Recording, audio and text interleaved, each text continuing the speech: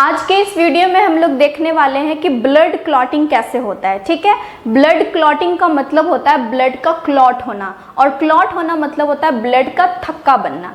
ठीक है, तो ये कैसे होता है, मतलब है कि जैसे कोई भी पार्ट का हमारा, कोई भी बॉडी का पार्ट या फिर स्किन हमारा कट जाता है तो वो उससे क्या निकलता है, ब्लड। फिर वो खुद थोड़ी देर बाद क्या होता है, ब्लड निकलना बंद हो जाता है या फिर कम होता है। ठीक है, तो ये चीज़ कैसे होता है, उसी प्रोसेस को हम लोग क्या बोलते हैं, ब्लड क्लॉटिंग बोलते हैं। ठीक, तो ब्लड क्लॉट कैसे होता है, जैसे सपोज दैट मेरा स्किन कटा, ठीक है, तो पहले क्या हुआ, इंजरी। इंजरी मतलब क्या होता है, चोट लगना। ठीक है, तो जब कहीं पर भी मेरा स्किन कट होता है तो सबसे पहले प्लेटलेट्स मेरा फटता है। ठीक है, जिसको हम लोग बोलते हैं रैप्चर होना, फटना यानी रैप्चर होना। तो सबसे पहले प्लेटलेट्स जो होता है वो रैप्चर करता है।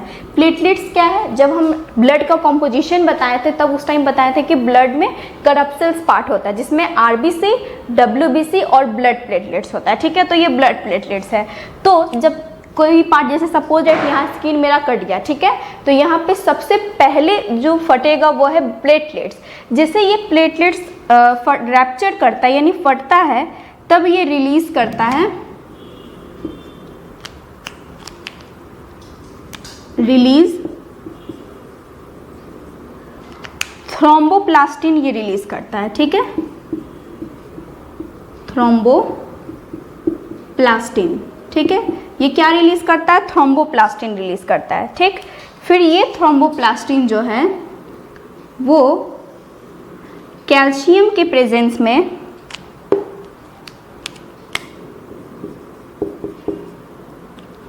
एक्ट करता है प्रोथ्रोम्बिन पे। ठीक है, किस पे एक्ट करता है, ये प्रोथ्रोम्बिन में, और ये जो प्रोथ्रोम्बिन है वो होता है इनएक्टिव फॉर्म में। ठीक है, किस फॉर्म में होता है, इनएक्टिव। ये प्रेजेंट होता है इनएक्टिव फॉर्म।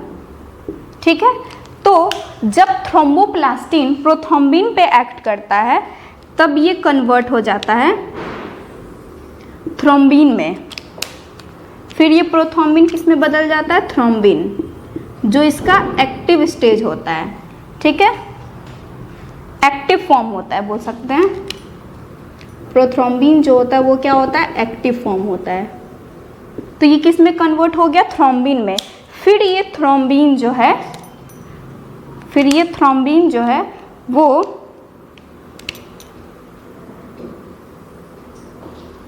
कैल्शियम के प्रेजेंस में ये एक्ट करता है फाइब्रिनोजेन पे। ठीक है, किस पे, फाइब्रिनोजेन पे, जो कि इनसॉल्युबल होता है। इनसॉल्युबल कहने का मतलब है जो घुल सकता नहीं है। ठीक है, इनसॉल्युबल, सॉरी, ये फाइब्रिनोजेन जो होता है वो सॉल्युबल फॉर्म में होता है। ठीक, इसलिए इसको क्या किया जाता है, इनसॉल्युबल फॉर्म में कन्वर्ट किया जाता है। ठीक है, तो जब थ्रोम्बिन कैल्शियम के प्रेजेंस पे प्रोथ्रोम्बिन पर एक्ट करेगा तब ये कन्वर्ट हो जाता है फाइब्रिन में। किस में कन्वर्ट होता है, फाइब्रिन। ठीक है,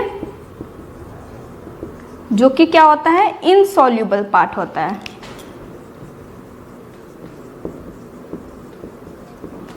समझ में आ गया।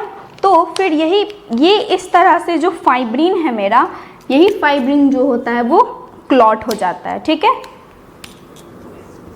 और ये क्लॉट होने का प्रोसेस कैसे होता है वो भी बताएंगे। तो सबसे पहले क्या होगा, जैसे सपोज दैट स्किन कटा है कहीं का भी, तो सबसे पहले क्या निकलता है, क्या फटता है, मेरा प्लेटलेट्स। ठीक है, जब प्लेटलेट्स फटता है तो वो रिलीज करता है थ्रोम्बोप्लास्टिन। फिर ये थ्रोम्बोप्लास्टिन जो है वो कैल्शियम के प्रेजेंस में प्रोथ्रोम्बिन पे एक्ट करता है, जो कि किस स्टेज में होता है, इनएक्टिव फॉर्म में होता है।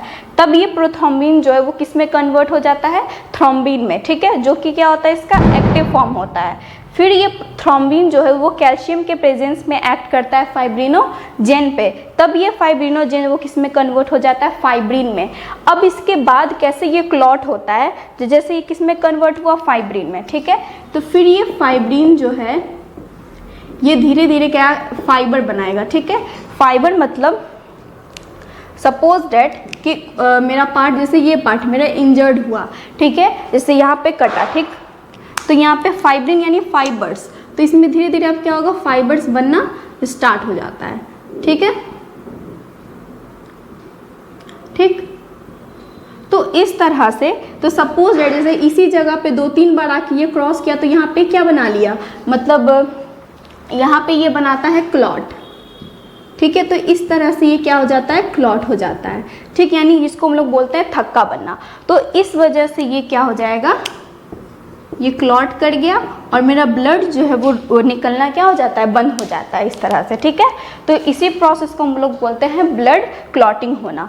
तो ऐसे क्या होता है, हमारा ब्लड स्किन से जो है वो ब्लड निकलना धीरे धीरे बंद हो जाता है। क्या हुआ, सबसे पहले प्लेटलेट्स फटा, थ्रोम्बोप्लास्टिन रिलीज किया, वो थ्रोम्बोप्लास्टिन प्रोथ्रोम्बिन को थ्रोम्बिन में चेंज कर दिया, फिर थ्रोम्बिन फाइब्रिनोजेन को फाइब्रिन में बदल दिया, फिर ये फाइब्रिन धीरे धीरे, फाइबर्स मतलब थ्रेड लाइक स्ट्रक्चर, धागा जैसा पतला पतला फाइबर की तरह, ठीक है, वो फिर उस तरह से बना। फिर वहाँ का जो जहाँ पे मेरा इंजर्ट पार्ट है उसको वो क्या कर दिया, कवर कर दिया।